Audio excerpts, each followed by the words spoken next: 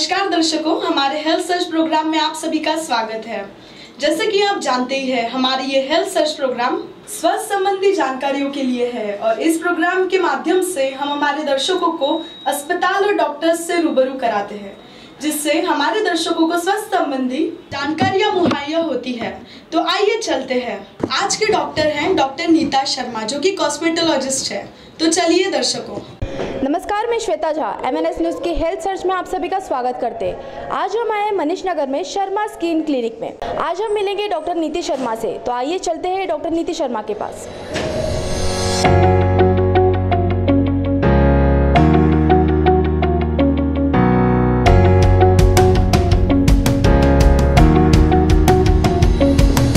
नमस्कार ma'am, MNS news में आपका स्वागत है। आप हमें बताइए कि आपकी क्लिनिक में कौन सी स्पेशल ट्रीटमेंट की जाती है? मैं स्किन और हेयर ट्रीटमेंट्स में ट्रीटमेंट्स करती हूँ। लगभग 15 साल से मेरा क्लिनिक है, स्किन और हेयर क्लिनिक। और स्किन के ट्रीटमेंट्स में काफ़ी सारे ट्रीटमेंट्स होते हैं जो कॉस्मेटोलॉजी के अंदर आते हैं, जैसे कि डर्मा रोलर, PRP, उसके बाद मीज़ोथेरेपी होता है एक ब्यूटी इन्हांसमेंट के लिए, जिसको कि एस्थेटिक ट्रीटमेंट कहा जाता है। ब्यूटी इन्हांसमेंट या फिर उसको बोलते हैं कि ब्यूटी के को अप्रिशिएट करना और उसको इन्हांस करना। उसके बाद लेज़र ट्रीटमेंट्स होते हैं अपने यहाँ पे, और हेयर के लिए भी PRP ट्रीटमेंट होता है। बाकी इंट्रालेजनल इंजेक्शंस वगैरह सभी ट्रीटमेंट्स होते हैं। मैम, आप हमें एस्थेटिक ट्रीटमेंट के बारे में बताइए कि क्या है ये? Aesthetic treatment is related to beauty related है, और ब्यूटी को इन्हांस कैसे करना चाहिए। ये ज़रूरी नहीं है आपको कि आपको कुछ प्रॉब्लम आ जाए, आपको कुछ खुजली हो या फिर आपको कुछ दाग आ जाए, धब्बे आ जाए और फिर आप क्लिनिक में आए। ये ज़रूरी नहीं है। अगर आपको आपका लुक इन्हांस करना है, आपकी स्किन को ग्लो करना है, अच्छा दिखना है आपको, तो आप एस्थेटिक ट्रीटमेंट्स में उस चीज़ को अच्छा कर सकते हैं। एस्थेटिक ट्रीटमेंट में मीज़ोथेरेपी एक होता है। मीज़ोथेरेपी में with the help of machine glutathione serum जो होता है, वाइटनिंग सीरम होता है, वाइटनिंग सीरम की हेल्प से आप अपना कलर टोन इंक्रीज़ कर सकते हैं। यानी फेयरनेस के लिए ये ट्रीटमेंट्स होते हैं, जिससे कि आपकी स्किन, जो फेयर लोग हैं ऑलरेडी उनकी स्किन ग्लोइंग बनती है, और जो थोड़े डार्क कम्प्लेक्शन जिनका होता है उनकी स्किन में उनकी फेयरनेस के रेंज बढ़ती है, स्केल बढ़ती है उनकी फेयरनेस की, और 48 आवर्स में डेफिनेट रिजल्ट्स मिलते हैं उसमें। ग्लूटाथियोन ट्रीटमेंट्स थ्रू इंजेक्शन भी होता है, इसका IV भी लगा सकते हैं, लेकिन नागपुर में अभी इसकी शुरुआत नहीं हुई है IV और इंजेक्शन की।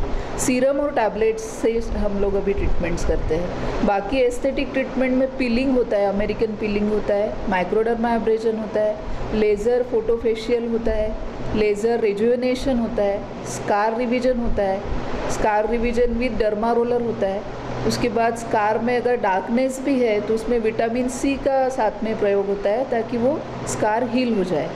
और बालों के ट्रीटमेंट्स में एस्थेटिक में PRP होता है, जिसको कि स्टेम सेल थेरेपी भी बोलते हैं। उसके बाद उसमें PRP ट्रीटमेंट में बालों को स्ट्रेंथनिंग मिलता है, जो बाल है उनको, और जो हेयर फॉल है या फिर जो बाल्डनेस है, गंजापन है, उसमें बाल भी नए आते हैं।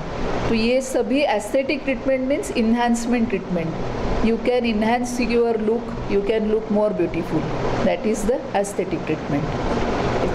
किन प्रॉब्लम से रिलेटेड लोग परामर्श या चिकित्सा ले सकते हैं? स्किन में खुजली है, काले दाग है, सफ़ेद दाग हो गए हैं, सोरियासिस, स्कैबीज़ है, कोई चीज़ की एलर्जी आ गई हो, या फिर झाइयाँ आ गई हो, डार्क सर्कल हो, ये सब चीज़ें अगर हो तो ट्रीटमेंट्स अपने यहाँ होते हैं। हेयर के लिए केश विकार के इसमें बालों का पतला होना, बालों का बेजान हो जाना, डैंड्रफ होना, रूसी होना, बाल झड़ना और गंजापन, इन सब के लिए हेयर में ट्रीटमेंट्स होती है।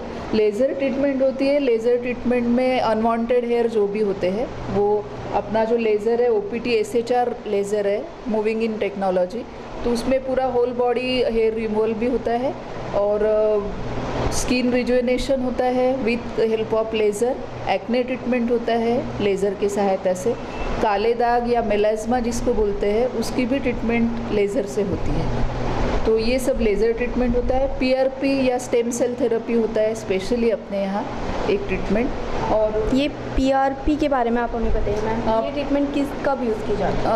PRP का लॉन्ग फॉर्म है प्लेटलेट रिच प्लाज्मा।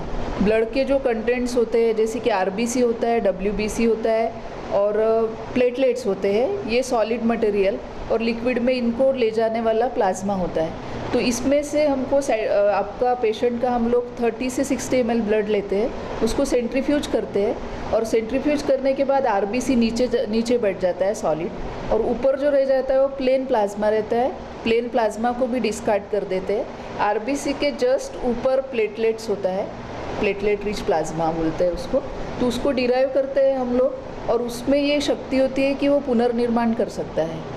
इसलिए जो एक्ने हैं, जिनको स्कार्स है, गड्ढे पड़ गए, वहाँ पे स्किन का तैयार करता है वो ग्रोथ फैक्टर होता है उसमें, जो कि नए सेल्स को इनोवेट करता है, कोलेजन को तैयार करता है, फाइब्रोब्लास्ट को तैयार करता है। और जब यही ट्रीटमेंट्स हेयर के लिए करते हैं हम लोग, तो हेयर में विथ हेल्प ऑफ माइक्रोनीडलिंग ये प्रोसीजर होती है। तो माइक्रोनीडलिंग के वजह से वहाँ WBC भी आते हैं, हम लोग प्लेटलेट रिच प्लाज्मा वहाँ डालते हैं। ये सब चीज़ें जो फॉलिकल्स, हेयर फॉलिकल्स काम नहीं कर रहे हैं, निष्क्रिय हो गए, उनको पुनर्निर्माण करते हैं, उनको पुनर्चेतना देते हैं और उससे हेयर ग्रोथ होता है। लगभग 3 से 6 सेटिंग लगते हैं इसके 1 महीने के अंतराल में और इसमें बहुत अच्छे रिजल्ट है।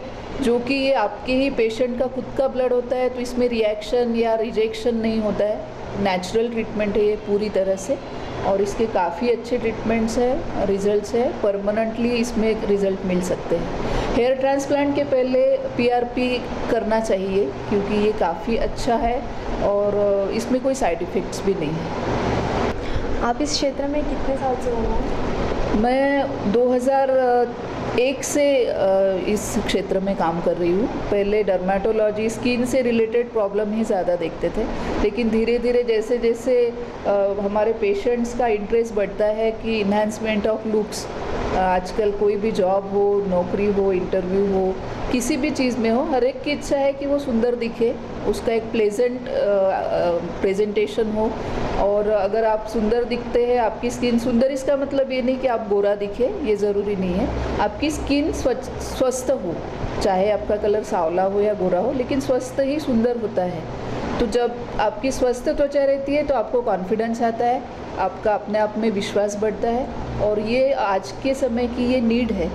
तो लगभग 10 सालों से हमने स्किन, त्वचा रोगों के साथ में सौंदर्य विकार और एस्थेटिक, जिसको बोलते हैं एस्थेटिक ट्रीटमेंट पे भी हम लोग काम कर रहे हैं 10 साल में और काफ़ी लोगों को इसमें से खुशी भी मिली है, काफ़ी लोगों को समाधान मिला है ये ट्रीटमेंट करके।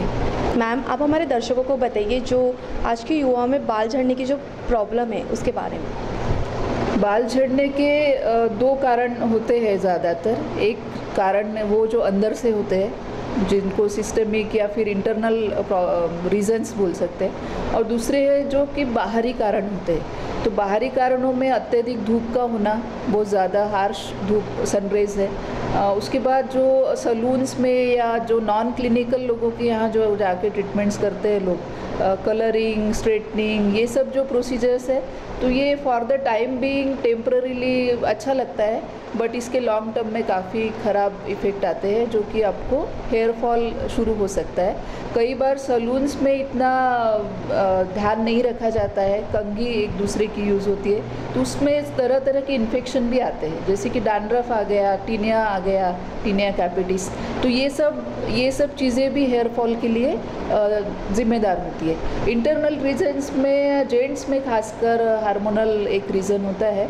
मैम, छोटे बच्चों के भी बाल झड़ते हैं आजकल, आप उसके बारे में बताएं। छोटे बच्चों में न्यूट्रिशनल प्रॉब्लम हो सकता है, अगर हीमोग्लोबिन की कमी हो, जिंक की कमी हो, न्यूट्रिशनल डेफिशिएंसी हो उनको, तो वो एक मुख्य कारण हो सकता है छोटे बच्चों में।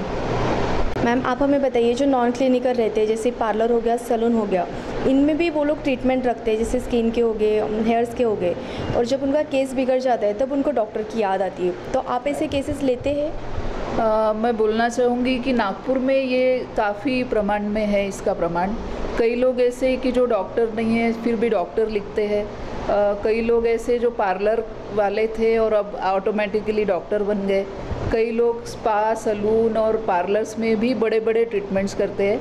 मुझे अचरज होता है कि वो उनके इश्तेहारों में हेयर ट्रांसप्लांट वगैरह जैसी भी बड़ी बड़ी चीज़ें होती है जो कि एक सर्जन ही कर सकता है। तो ये बिल्कुल भी अनइथिकल प्रैक्टिस है उनकी। आज के जो पढ़े लिखे पेशेंट्स हैं, मैं उनको बोलना चाहूँगी कि ऐसे लोगों को बिल्कुल भी आप मत जाइए और आपके स्किन को उनको एक एक्सपेरिमेंट करने का मौका मत दीजिए, क्योंकि जब इसमें नुकसान होता है, साइड इफ़ेक्ट होते हैं, तकलीफ़ होती है, तो डॉक्टर्स के पास ही आते हैं बिल्कुल। और हम एज ए डॉक्टर उनको नहीं बोल सकते। हम उसकी ट्रीटमेंट करते हैं, उनकी जो भी परेशानी है उसको सॉल्व करने की कोशिश करते हैं। लेकिन अभी पेशेंट ही इतना समझदार है कि मुझे लगता है अब नहीं जाना चाहिए इश्तेहार देख के। और इश्तेहारों में बोली हुई हर चीज़ सच नहीं होती है। न वो एक ज़िम्मेदार पर्सन होते हैं, न उनके पास डिग्री होती है, उनके पास खोने के लिए कुछ नहीं होता है। आपने केस कर दिया उन पे, तो भी उनके पास क्या है? ना उनके पास रजिस्ट्रेशन है, ना डिग्री है, और वो ना आप कुछ भी नहीं कर सकते उनका। और काफ़ी डॉक्टर्स से 10 गुना पैसा लेते हैं वो लोग। बहुत शान से बोलते हैं कि हम नंबर 1 है। तो ये काम अब पेशेंट्स का ही है कि वो जागरूक बने। और कोई भी पैथी हो, किसी भी पैथी में जिन्होंने भी पढ़ाई की है, 5.5 साल, 10 साल, 5.5 साल से लेके 10 साल तक देते हैं डॉक्टर्स लोग।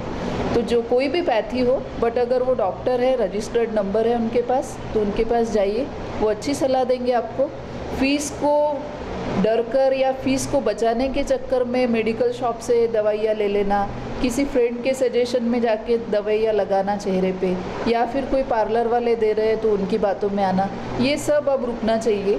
इसमें काफ़ी पेशेंट्स के चेहरे ख़राब हुए हैं और उनको अच्छा करते करते हमको भी बहुत परेशानी होती है। लेकिन एज ए डॉक्टर हम करते तो है। तो आप वैसे पेशेंट को एक्सेप्ट करते हो? बिल्कुल हाँ, क्योंकि वो हमारा कर्तव्य है। मैम, आप हमें बताइए आपकी भविष्य में और कौन सी चिकित्सा शुरू करने का प्लान है? हमारा ऑपरेशन थिएटर का काम शुरू है। जैसे ही ऑपरेशन थिएटर शुरू हो जाएगा पूरी तरह से, अभी छोटे मोटे हो रहे हैं, माइनर ओटी है अभी, लेकिन जब वो पूरी तरह से काम करेगा उसके बाद हम लोग बोटॉक्स शुरू करेंगे नागपुर में। बोटॉक्स ट्रीटमेंट, फिलर ट्रीटमेंट और एक थ्रेड लिफ्टिंग होता है जो कि बहुत अच्छा ट्रीटमेंट है। पीडीओ थ्रेड्स रहते हैं जिससे कि आपके चेहरे पे वो थ्रेड्स डाले जाते हैं और उसका लिफ्टिंग होता है, ताकि आप 40 के बाद जो आपका चेहरा लटक जाता है, आपका टोन चला जाता है, तो वो एक परमानेंट ट्रीटमेंट है। उससे आपके जो चेहरे का शेप है वो बिल्कुल आप 25 के जैसे लगने लगते हैं। और वो बाय द डे जैसे जैसे टाइम जाता है वैसे वैसे उलट अच्छे रिजल्ट्स आते हैं उसके, क्योंकि उसमें कोलेजन की निर्मित होती है। तो वो एक ट्रीटमेंट है। लेज़र में और भी कुछ बहुत सी चीज़ें हैं जो करना है हम लोगों को। ये सब चिकित्साएं हैं जो आगे भविष्य में मैं सोच रही हूँ कि शुरू करूँ। मैम, आप हमारे दर्शकों को उनकी त्वचा के लिए देखभाल करने के लिए कुछ सलाह देना चाहेंगे? त्वचा ये हमारे शरीर में का सबसे बड़ा अवयव है, सबसे ज़्यादा एरिया में पसरा हुआ ऐसा अवयव है जो कि आपकी हेल्थ का भी आईना है, जो कि दिखाता है कि आपकी हेल्थ कैसी है। उसके साथ ही साथ आपके व्यक्तित्व का भी आईना है। तो आपकी स्किन जो है वो आपकी पर्सनैलिटी और हेल्थ दोनों को रिफ्लेक्ट करती है। तो इसकी देखभाल के लिए कोई एक क्राइटेरिया रखना या कोई एक चीज़ को देख के और ये कोई यूज़ कर रहा है कोई एक चीज़ तो सभी ने वो यूज़ करना, ये रॉन्ग प्रैक्टिस है। सबकी स्किन अलग होती है, उनकी ग्रेड्स अलग होती है, उनकी सेंसिटिविटी का लेवल अलग अलग होता है। इस वजह से अपनी स्किन के बारे में परामर्श ले चिकित्सक से, आपकी स्किन को जाने, उसका एनालिसिस करें कि वो कौन से टाइप की है, कौन से उसकी सेंसिटिविटी की लेवल क्या है, उसका रेशो में कितने कौन से स्केल पे आती है। वो 6 स्केल होते हैं, उसमें से कौन से स्केल पे आपकी स्किन है, और उस हिसाब से आप डेली यूज़ के लिए ड्राई स्किन है तो कौन से आपने सोप्स या फेस वॉश यूज़ करने चाहिए, ऑयली है तो कौन से यूज़ करने चाहिए, ये सब आप चिकित्सक के परामर्श से लीजिए। उसके बाद महाराष्ट्र में बोलिए या फिर इंडिया में काफ़ी हार्श सनरेज होते हैं, तो उसके प्रोटेक्शन बहुत ज़रूरी है, क्योंकि 50% skin problems sunrays due to sun exposure होता है। उसके लिए आपको एक अच्छा सनस्क्रीन यूज़ करना होता है। फिर से मैं बोलूँगी कि जो एडवर्टाइज में कॉस्मेटिक कंपनियां दिखाते हैं 15 SPF का सनस्क्रीन आप लगाते हो और आपको लगता है कि आपने प्रोटेक्ट कर लिया, दिस इज़ नॉट ट्रू। आपको फार्मा कंपनी के जो स्टैंडर्ड रहते हैं SPF 30 से आगे स्पेशली उन सनस्क्रीन्स को यूज़ करना चाहिए। घरेलू चीज़ों में आप ज़्यादा कुछ ना लगाएं, जैसे कि नींबू चेहरे पे लगा लिया या ऐसे प्रयोग ना करें क्योंकि वो एसिड होता है। आपको जो भी अच्छी चीज़ें है वो खाने में ज़्यादा इस्तेमाल करें। नींबू को खाइए आप अंदर से, बादाम खाइए, अच्छी चीज़ें खाइए, फ्रूट्स, ड्राई फ्रूट्स अच्छे हैं। विटामिन सी से जो फ्रूट है जिसमें प्रचुर मात्रा में, वो फ्रूट्स लीजिए। सादा और ताज़ा सब्जी खाइए। फास्ट फूड को कम करना चाहिए, जितना ज़्यादा हो सके उतना। और सन प्रोटेक्शन बिल्कुल लेना चाहिए, ऐसा मुझे लगता है। और ये सब मैं राय देती हूँ जो भी हमारे यहाँ कंसल्टेशन के लिए आते हैं। तो देखा आपने डॉक्टर नीता शर्मा जो कि एक स्किन स्पेशलिस्ट है, इन्होंने हमें बहुत सी ट्रीटमेंट और आपके सेफ्टी के लिए जानकारी दी है। मैं श्वेता झा, कैमरा पर्सन लोकेश मोहिते के साथ MNS न्यूज़ नागपुर। तो ऐसे ही हम आपको हेल्थ सर्च के द्वारा अलग अलग ट्रीटमेंट के फायदे बताते रहेंगे। तब तक के लिए धन्यवाद। तो दर्शकों, आपको कैसा लगा ये प्रोग्राम, आप हमें हमारे कमेंट बॉक्स में जरूर कमेंट कीजिए और हमारे चैनल को सब्सक्राइब कीजिए। MNS न्यूज़ लाइव की खबर देखने के लिए प्ले स्टोर से आज ही MNS हिंदी ऐप डाउनलोड करें और अधिक जानकारी के लिए नीचे दिए हुए नंबर पर संपर्क करें। तब तक के लिए धन्यवाद।